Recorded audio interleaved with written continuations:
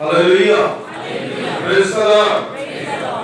ये पेंटिकॉस्टल जो संडे है उसको जब हम सेलिब्रेट करते हैं वो इसलिए सेलिब्रेट करते हैं कि ये एक ऐतिहासिक रूप से कलीसिया की स्थापना जो है पेंटिकॉस्ट के दिन जो है वो की गई, जो हम प्रेरितों के काम उसके दूसरे अध्याय में पढ़ते हैं।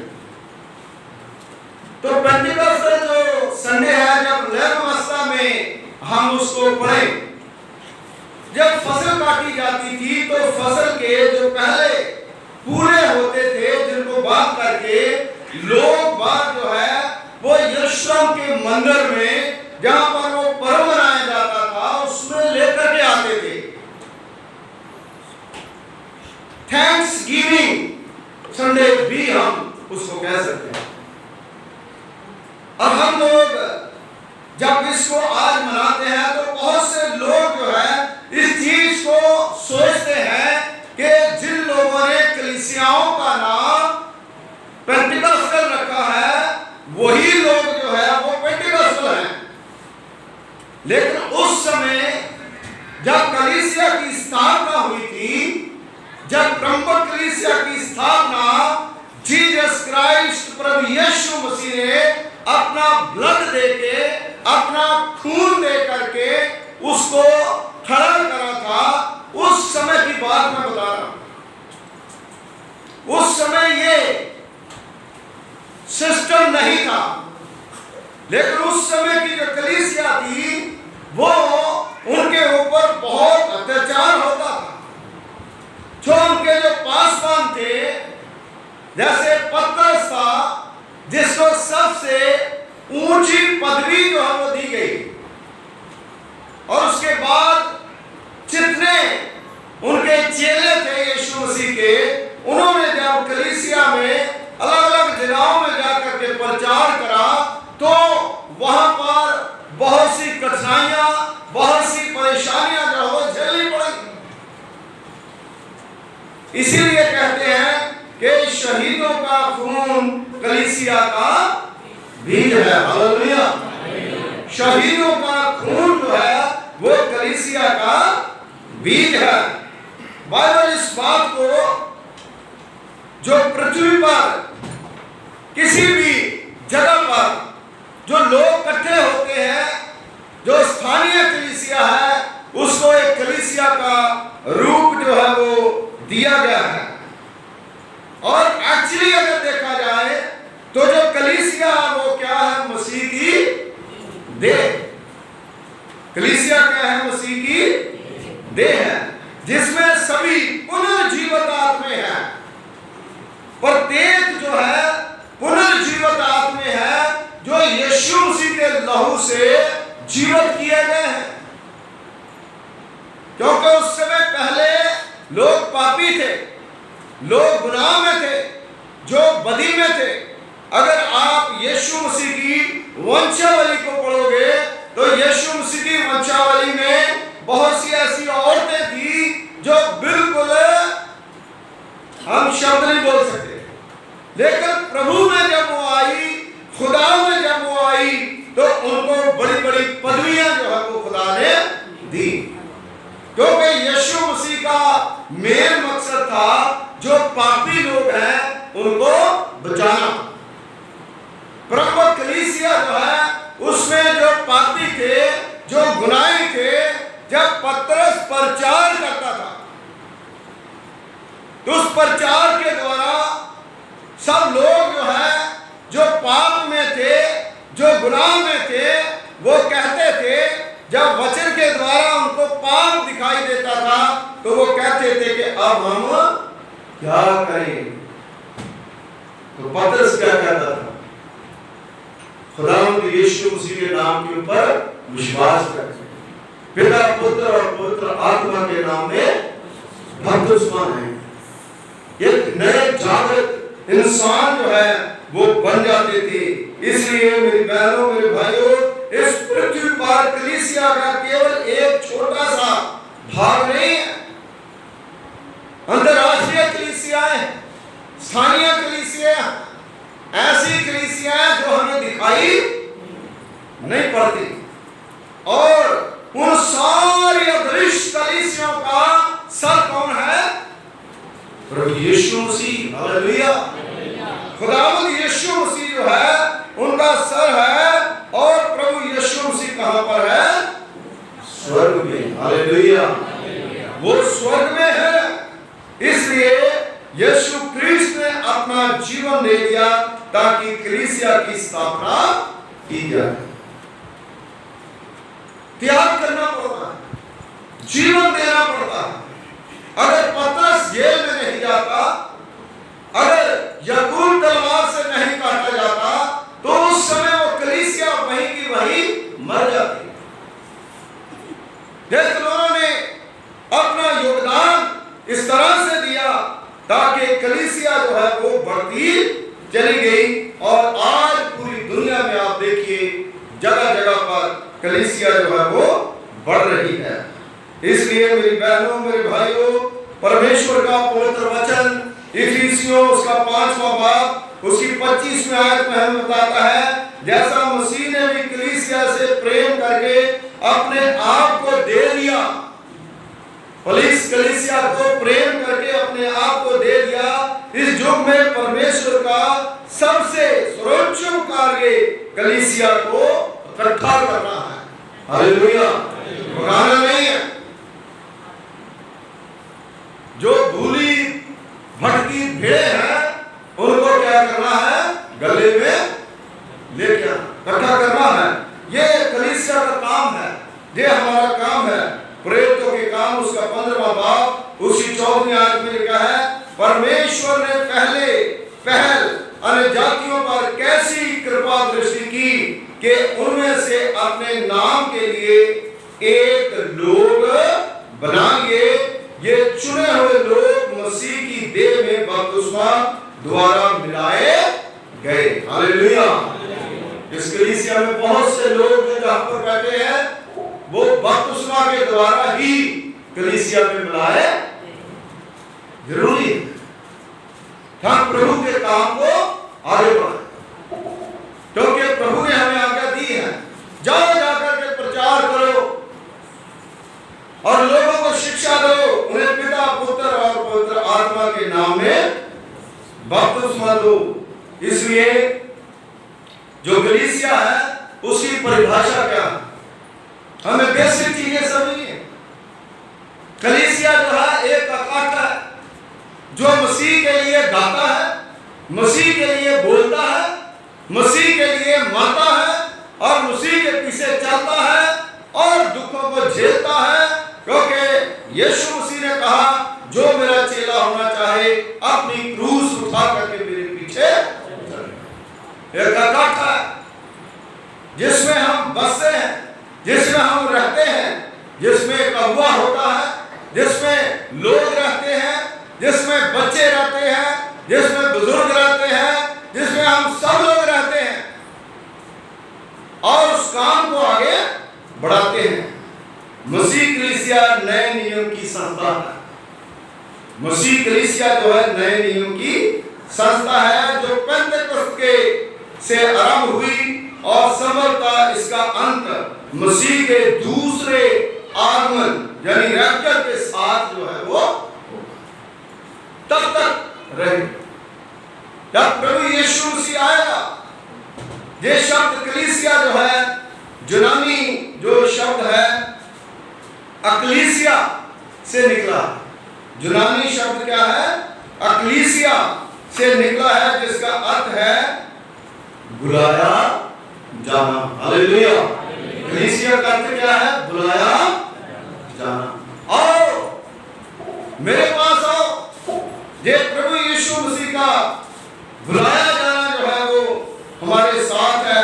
हम प्रभु यीशु मसीह के बुलाए हुए लोग हैं। पहला कुरिन्थियोस उसका पहला बाब उसकी दूसरी आयत में लिखा है, परमेश्वर की उस कलीसिया के नाम जो कुरिन्थुस में है और पवित्र होने के लिए बुलाए गए हैं। पवित्र होने के लिए बुलाए गए हैं। कलीसिया स्थानीय विश्वासियों का एक समूह है, जो मैंने आपको बताया। समूह है जो हम तरह तरह कलीसिया में कई कामों के प्रयोग जो है उसको हम करते हैं। फिलेमोन उसका दूसरा बाप, फिलेमोन के घर के नाम जो है उसकी कलीसिया जो है वहां पर थी, और कलीसिया उसका चौथा बाप, उसकी 15वीं आयत भी आप पढ़ सकते हो। कलीसिया का अर्थ है सार्वभौमिक या विश्वव्यापी कलीसिया भी हो सकता है। जैसे मेथोडिस्ट कलीसिया जो हो पटियाले में नहीं, पूरे वर्ल्ड में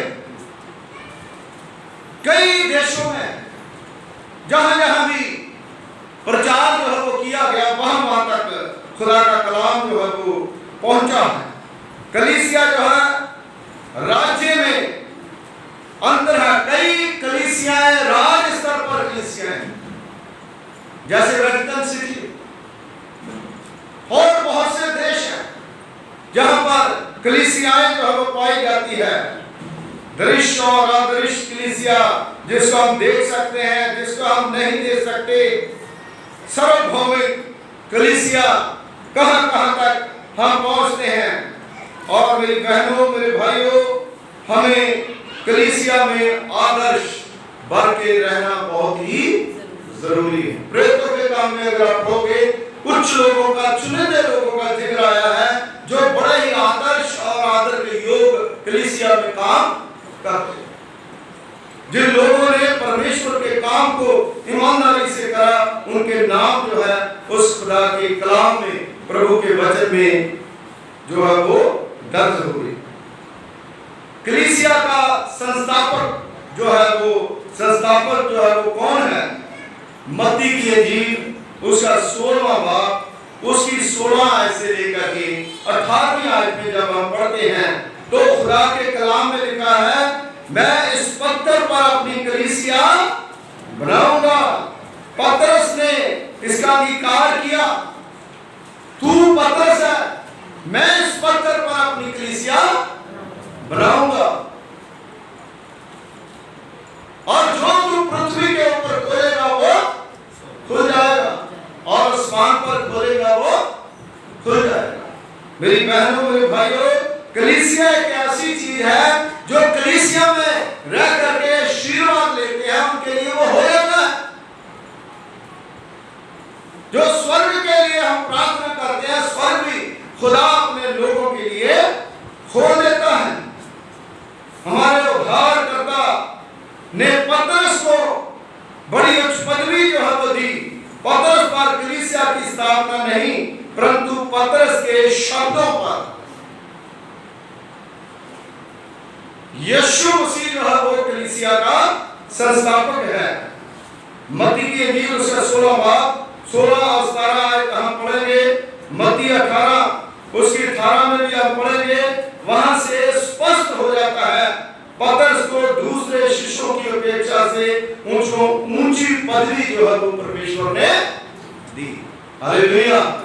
वही पतरस जिसने 3 बार इनकार करा था यीशु मसीह का, लेकिन उसके बाद वो बहुत बड़ा संत बना और बहुत बड़ा महान बना, और उसने उल्टी सलीम जो है वो ली। इसलिए मेरी बहनों, मेरे भाइयों, खुदा के साथ जुड़े रहें। परमेश्वर जो है सारे बंधनों को क्या करता है? तोड़ता है। हालेलुया। कलीसिया में बहुत बड़ी बरकत है, बहुत बड़ी आशीष है, जो उसको पहचानना है हमने, क्योंकि वचन में लिखा है कि वो लोग रोटी तोड़ने में, प्रभु भोज लेने में, दुआ करने में, प्रार्थना करने में लगातार वो लोग जो है परमेश्वर में लगे रहे। ऐतिहासिक रूप से कलीसिया की स्थापना पेंतेकोस्त के दिन जो हुई, प्रेरितों के काम उसका दूसरा बाब जो है उसमें अगर हम देखें, जबकि पवित्र आत्मा उतरा, एक आंधी सी संचरार आवाज जो है आई। वो कई बार हम सोचते हैं कि जैसे आंधी यहाँ पर बहुत तूफान आ जाए, ऐसी आंधी नहीं थी। वो वचन में लिखा आंधी की सी छनछना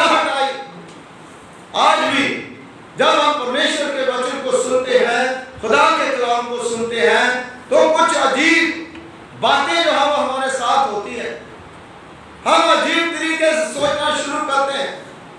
कोई आवाजें परमेश्वर की हमें सुनाई देती है तो हम बड़ी अंतर्मुख जो है वो हो जाते हैं, अंतर ध्यान हो जाते हैं। इसलिए मेरी बहनों, मेरे भाइयों, कलीसिया में शामिल होकर के ईमानदारी से अपना जीवन जो है व्यतीत करना बहुत ही जरूरी है और परमेश्वर में बने रहना बहुत ही जरूरी है, क्योंकि खुदा के कलाम में लिखा है उनको प्रभु प्रतिदिन उनसे मिलाता था, खुदा से मिलाता था प्रतिदिन। वो प्रतिदिन परमेश्वर को मिलते थे और उनमें मिलने का स्थान जो है वो निर्धारित था। जिस प्रकार संडे को हम चर्च में सब लोग मिलते हैं, इस प्रकार वो लोग जो है प्रतिदिन प्रेरितों के साथ अपनी संगति जो है वो करते थे। इसलिए मेरी बहनों, मेरे भाइयों, सबसे मेन चीज जो है एक कलीसिया का मेंबर होने के लिए जो आत्मिक जागृति आपके अंदर है, तो हमें पता होना चाहिए कि हमारे पास कौन जो है वो क्या है, हमारे चर्च के जो रूल है वो क्या है, हमारे चर्च की जो शिक्षा है वो क्या है, हमारा विश्वासियों के साथ रिश्ता क्या है।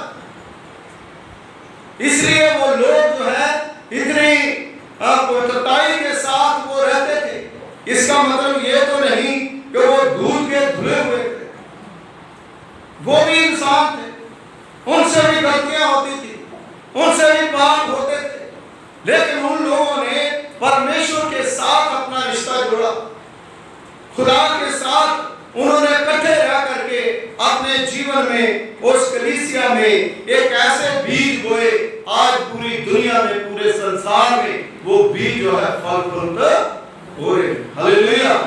वो पतरस ने जो विश्वास अपना दिखाया, उस विश्वास का पेड़ जो है आज इतना बड़ा हो गया है कि लोग बाबू वाले हो गए हैं कि ये कैसे बढ़ रहा। जैसे एक दाना जो है छोटा सा जमीन में डालते हैं तो वो बड़ा हो जाता है, तो कितना बड़ा पेड़ बन जाता है। हालेलुया। आज हम उस पेड़ की तरह बढ़ रहे हैं और हमें उसके साथ जुड़े रहना है और परमेश्वर की भक्ति, खुदा की महिमा करनी है। कलीसिया में सदस्यता की शर्तें कुछ उस समय जो थी, पहली बात थी पश्चाताप। पश्चाताप क्यों था? क्योंकि हम पापी।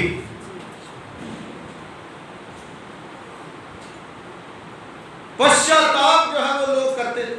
प्रेरितों के काम उसका दूसरा बाब उसकी 38वां आयत में लिखा है, पेंतकोस्त के दिन पतरस ने उनसे कहा, क्या कहा?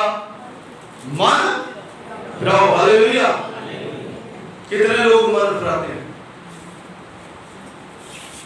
ये और कुछ और होते चले जाते हैं। मन फिराना बहुत जरूरी। हमारा मन जो है वही फिरना चाहिए। आज मैं एक YouTube में देख रहा था, सुबह एक पास्टर जो है वो ये बता रहा था कि एक पत्थर जो है जब कारीगर के हाथ में दिया जाता है तो पत्थर को जब कई प्रकार का वो पत्थर जब भिड़ा हुआ होता है, लेकिन जब वो कारीगर के हाथ में दिया जाता है उसके ऊपर हथौड़ा चलता है, उसको वो शेप में लाता है, उसको पूरी तरह से वो तराशता है और उसके बाद वही पत्थर जो है एक सुंदर स्टैच्यू, एक सुंदर चीज बना करके रखा जाता है। फिर उसकी बहुत बड़ी कीमत जो है लगाई ना, म्यूजियम में रखा जाता है उसको, और लोग मुंह मांगा दाम उसका देते हैं। इसी प्रकार आप कितने भी बुरे हैं, आप कितने भी नालायक हैं, हम कितने नालायक हैं, हम कितने जो बुज़दिल हैं, हमारे अंदर वो क्वालिटी नहीं है, हम कमजोर हैं, कितने भी चिचड़े फटे फराने कपड़ों की तरह हमारे पाप है, खुदा के हाथ में।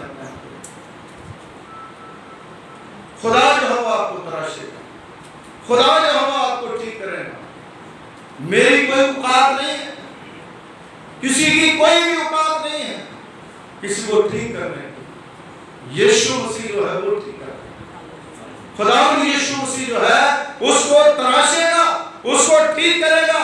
जिस बार जैसे जकाई जो है जब खुदा के हाथ में आ गया तो उसको पूरी तरह से उसका मन जो है वो बदल गया। जो उसके पाप थे उसने पश्चाताप करा, उसका मन जो है बदल गया और उसके बाद वो प्रभु यीशु मसीह का बड़ा विश्वासी। हालेलुया। क्या आप लोग खुदावंद यीशु मसीह के विश्वासी बनना चाहते हैं? ये पहली शर्त है, पहली सदस्यता की शर्त है कि हम पश्चाताप करें। दूसरी चीज है यीशु मसीह में एक उद्धारकर्ता प्रभु और परमेश्वर के पुत्र के रूप में उसके ऊपर विश्वास करना। हालेलुया। आजकल यीशु मसीह को तो नबी तो लोग मानते हैं, पैगंबर तो लोग मानते हैं, लेकिन ईश्वर करके यीशु मसीह को, परमेश्वर का पुत्र करके उसको कलीसिया में शामिल होना है तो प्रभु यीशु मसीह को उद्धारकर्ता मानना बहुत ही। Hallelujah, hallelujah. अगर आप यीशु मसीह को उद्धारकर्ता मानते हैं तो आपका जीवन जो है वो सफल हो जाएगा। तीसरी चीज है पुनः जीवन, यानी नया जन्म। नए जन्म का अनुभव जो है वो हुआ। निकोदेमुस जो है वो कैसे सवाल करता है ना, और किस तरह से बाइबल में कई उदाहरणें हम देखते हैं। लेकिन मैं एट प्रेजेंट आपको आपके साथ बात करना चाहता हूं, क्या हमारा नया जन्म हुआ है? पुरानी बातें, पुराने डॉलर, पुरानी सोच वो लेकर के हम चलते हैं। मेरे दिनों जो हम आंखों से देखते हैं उन आंखों को आत्मिक आंखें बनाएं। जो हम सोचते हैं उनको वचन के मुताबिक सोचे, खुदा के कलाम के मुताबिक सोचे, तब जो है हम खुदा में आगे बढ़ेंगे, तभी हमारा नया जन्म जो है वो होगा। मेरे दिनों जब बच्चा पैदा होता है तो जब बच्चा छोटा होता है उसको कुछ भी पता। जब कलीसिया में कोई नया जन्म प्राप्त करता है, बपतिस्मा लेता है, जो प्रभु में चलता है, प्रभु बोझ लेता है, पवित्र आत्मा का अनुभव करता है, उसे कुछ पता नहीं होता। उसे ये पता होता है कि मेरा उद्धारकर्ता कौन है? प्रभु यीशु मसीह। लेकिन उसके बाद जब हम लोग लड़ते हैं, हम लोग अपनी बुरी सोच को उनके आगे प्रदर्शन करते हैं, तो उस समय वो विश्वासी ठोकर खा करके फिर वो पीछे चला जाता, वो सोचता नहीं ऐसा। लेकिन हम उनको सोचने के लिए मजबूर कर देते हैं। इसलिए नया जन्म जो है वो हमारी जिंदगी में, हमारे जीवन में यीशु मसीह जो है हमारे मन में होना चाहिए। प्रेरितों के काम उसका दूसरा बाब उसकी 47 में अगर पढ़ेंगे, उद्धार पाने वालों को कलीसिया में मिला दिया जाता है। वे कलीसिया में उद्धार पाने के अभिप्राय से सम्मिलित नहीं किए जाते, परंतु इसलिए सम्मिलित किए जाते हैं क्योंकि वो पहले उद्धार पा चुके हैं। हालेलुया। जो पहले उद्धार पाते हैं उसके बाद वो खुदा के घर में शामिल होते हैं। इसलिए मेरी बहनों, मेरे भाइयों, हम उस बात को देखें। और चौथी बात है फिर एकता के नाम में बपतिस्मा। त्रिएक मीन्स पिता, पुत्र और पवित्र आत्मा। पिता, पुत्र और पवित्र आत्मा के नाम में हम बपतिस्मा जो है वो पाते हैं। प्रेरितों के काम उसका दूसरा बाब उसकी 38वें आयत, प्रभु के वचन में लिखा है, मन फिराओ और बपतिस्मा लो। हालेलुया। मन फिराओ और बपतिस्मा लो। हम मन फिराए और बपतिस्मा लें। और जब हम बपतिस्मा लेते हैं तो पहले क्या होता है? हम पानी के अंदर जाते, फिर अंदर ही नहीं रहते, फिर क्या होता है, हम बाहर आते हैं।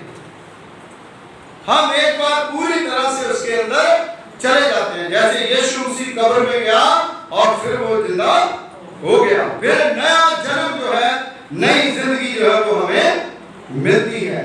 पांचवी बात है प्रेरितों से शिक्षा प्राप्त करने आते रहना। हालेलुया। शिक्षा प्राप्त करते रहना। वो शिक्षा हम लेते नहीं। सबसे बड़ी वंडर मिस्टेक जो है होता है,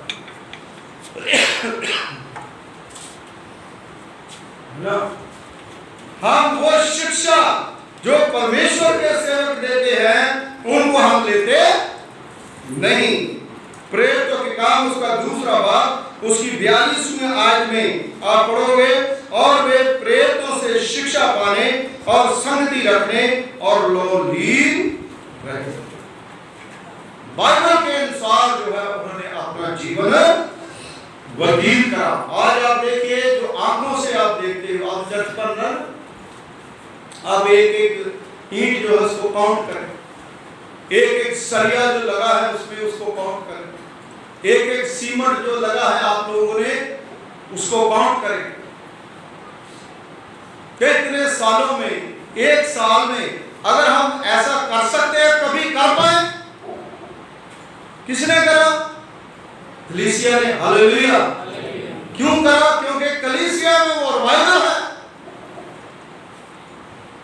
कभी नहीं हम कर पाते। उसको देखें, ध्यान से देखें। और ये किसके लिए है? कलीसिया को।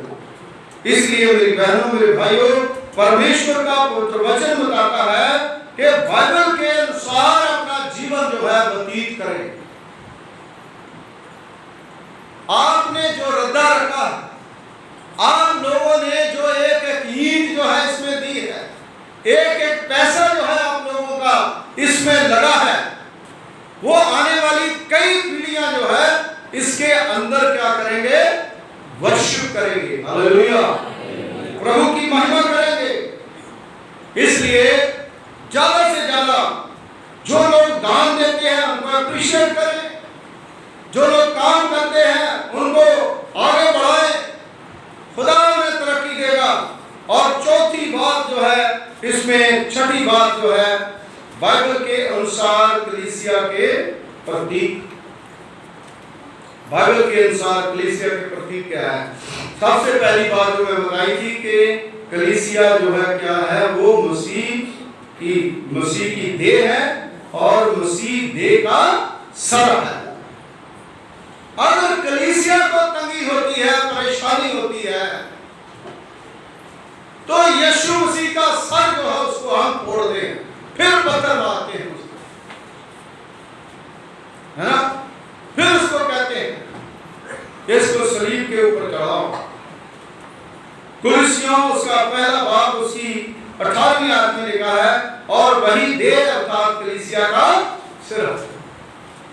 कुरिसियों उसका दूसरा भाग उसकी 19वीं आयत में लिखा है, और श्रोमणी को पकड़े नहीं रहता, जिससे सारी देह जोड़ों और पट्टों के द्वारा पालन पोषण पा करके और एक साथ गठ करके परमेश्वर की ओर से बढ़ती जाती है। हालेलुया। हम सब लोग यहाँ पर बैठे हैं, कोई काला है, कोई गोरा है, कोई काम करता है, कोई काम करता है। जैसे एक शरीर में अंग होते हैं, जोड़ होते हैं, पट्टे होते हैं, आंख होती है ना, अगुआ होता है, ये सारे मिलकर के हम क्या है? मसीह की देह है। और मसीह की देह में से एक हड्डी तोड़ने की आप कोशिश करोगे तो मसीह जो है वो तड़प के फिर वैसे ही क्रूस पर चढ़ाते हैं। मेरे अजीजों, पासवान जो है वो एक खुदा की तरफ से जहां पर उसकी ड्यूटी होती है उसको लगाया जाता है, और सेकंडली वो जहां पर भी जाता है उन कलीसिया का क्या होता है? मेंबर होता है। दोहरा दुगने खुदा के आदर योग जो है परमेश्वर ने हमें बनाया। जैसे आप कलीसिया के मेंबर हैं, वैसे हम भी कलीसिया के मेंबर हैं। वो अलग बात है कि मेरी ड्यूटी जो है, जो मेरा खुदा का जो मुझे सेवा के लिए बुलाया, उस सेवा को मैं करता हूं, है ना। लेकिन जितने आप मेंबर हो उतना ही मैं मेंबर हूं। मेरे से आप ज्यादा नहीं और मैं आपसे ज्यादा नहीं। इसलिए इन चीजों को हम सोचें कि हम परमेश्वर के अंग हैं और एक एक अंग जो है वो खुदा ने बनाया। इसलिए मेरी बहनों, मेरे भाइयों, परमेश्वर का वचन बताता है कि जैसे पट्टे होते हैं, जैसे पालन पोषण होता है, जैसे आंख होती है, जैसे जोड़ होते हैं। कभी तो हाँ वो यीशु मसीह के जोड़ों के ऊपर बांधते थे, कभी तो उसके पांव पर कीलें ठोकते थे, कभी तो उसके पत्थों पर बांधते थे, कोई जगह नहीं छोड़ी। इसलिए मेरे दिलों, कलीसिया जो है वो मसीह की देह है। इस बात को हम सुने ना, बल्कि इसको महसूस करें कि हम लोग कलीसिया में किस तरह से अपनी कलीसिया को अपने जीवन के द्वारा दूसरों को सेध दे रहे हैं। दूसरी चीज जो है, इसमें एक मंदिर, इमारत, परमेश्वर के आत्मा का निवास है, जहां पर परमेश्वर जो है वो आता है, हमारे बीच में खड़ा, जहां पर खुदा के फरिश्ते आते हैं और परमेश्वर जो है अपने फरिश्तों के द्वारा, दूतों के द्वारा अपनी कलीसिया की हिफाजत करता है। इफिसियों उसका दूसरा भाग, उसकी 20वीं और 21वीं आयत में इस इमारत के कोने के सिरे का पत्थर कौन है? मसीह। हालेलुया। जो बाहर इमारत बन रही है उसके कोने का पत्थर कौन है? मसीह है। ये मसीह कलीसिया है और उस मसीह की कलीसिया जो है, उस मंदिर में जो हम शामिल होते हैं, वो खुदा की देह को हम क्या कर रहे हैं? बढ़ा रहे हैं। तीसरी चीज है मसीह की दुल्हन। कलीसिया क्या है? मसीह की दुल्हन। दूसरा कुरिन्थियों उसका 11वां भाग, उसकी दूसरी आयत में लिखा है, इसलिए कि मैंने एक ही पुरुष से तुम्हारी संगाई की बात लगाई है कि तुम्हें पवित्र कुंवारी की नाई मसीह को सौंप दो। हालेलुया। कुंवारी का मतलब है कि यीशु मसीह के अलावा दूसरे देवी देवताओं के साथ जिनका कोई रिश्ता नाता नहीं, एक ही है यीशु मसीह, जिसके साथ हमारी संगाई परमेश्वर ने लगाई है। हम उसी के साथ जाएंगे, मरने के बाद भी हम प्रभु यीशु मसीह के साथ रहेंगे। हालेलुया। मसीह दूल्हा है और मसीह कलीसिया दुल्हन है। जोना के दिन उसका तीसरा भाग, उसकी 29वीं आयत में भी आप पढ़ सकते हो। प्रकाश वाक्य उसका 19वां अध्याय, उसकी 7 और 8 आयत में भी आप पढ़ सकते। और हम आनंदित और मगन हों और उसकी स्तुति करें, क्योंकि मेमने का विवाह आप पहुंचा है। मेमना कौन है? प्रभु यीशु। जब वो दूतों के संग आएगा, वो अपनी कलीसिया को साथ लेकर के, लेकिन जो कलीसिया में हामिल नहीं है उनको वो लेकर के नहीं जाएगा। और उसकी पत्नी ने अपने आप को तैयार कर लिया है, जब कलीसिया जो है वो अपने आप को तैयार कर ले और उसको शुद्ध और चमकदार महीन मलमल पहनने का अधिकार दिया गया है। व्हाइट कपड़े, अच्छे कपड़े पहनने का अधिकार जो है वो परमेश्वर ने उनको दे दिया है। मैं एक चीज जो है बता के इसको खत्म करूंगा। कलीसिया की धर्म विधियां, कलीसिया में बहुत सी धर्म विधियां जो है हमारी कलीसिया में होती है ना, जैसे बैप्टिज्म, बैप्टिज्म जो ना, ये बड़े लोग जो है इसको कई बार क्या करते हैं कि जब बच्चे को दाखिल करवाना है उस समय कहते हैं वाली साहब हमारे बच्चे का बपतिस्मा कर दो, फिर मजबूर करते हैं तो मैं तो कई बार कहता हूं पादरी झूठे नहीं, आप लोग झूठे। झूठ बुलवाते पादरी साहब को, झूठ बुलवाते, वो बोल लगा दो, ये कर दो, सही कर दो, है ना। तो फिर बाहर जाकर के कहते हैं तो पादरी साहब को 500 रुपया दो तो उसके साइन करवा लो, है ना। उसी 500 से उसने पूरा महीना रोटी खा ली। ऐसी धारणा जो है वो ऐसे लोगों के अंदर है जो लोगों ने कभी नया जन्म प्राप्त नहीं करा, उनको पता ही नहीं है कि मसीह क्या है। इसलिए मेरी बहनों, मेरे भाइयों, जब हम प्रभु में आ जाते हैं, जब चर्च की जो विधियां हैं उसके अंदर जब हम शामिल होते हैं, तो हमें 7 गुना आदर के योग्य बनना। हम प्रभु में पूरी तरह से आना है। और दूसरी जो है एक शादी जो है वो भी एक बड़ा पवित्र एक विधि संस्कार है। और उसके बाद प्रभु भोज में भी हम शामिल होते हैं। जब हम प्रभु भोज में शामिल होते हैं तो प्रभु भोज में हम लोग कितना लोगों को सिखा सकते हैं, कितना कर सकते हैं, है? कुछ ऐसे चर्चेज भी हैं जिनको पता चल जाता है कि ये आदमी शराब पीता है, ये आदमी जो है वो करता है, तो वो फिर कहते हैं कि भाई तुम तो शराबी हो, तुम्हें हम प्रभु भोज नहीं दे सकते। तो इसलिए बहुत सी ऐसी कलीसिया में त्रुटियां पाई जाती है। ऐसा नहीं है कि कलीसिया के अंदर जो पासवान है उनके अंदर भी पाई जाती है, वो लोग भी ऐसे हैं, लेकिन सब लोग ऐसे नहीं हैं। इसलिए जब हम परमेश्वर के सामने, खुदा के सामने आते हैं, तो हमें वचन में यह सिखाया जाता है, प्रभु को लेते कि भाई हर एक अपने आप को क्या करें, लेकर दूसरों को जांचना शुरू कर दें।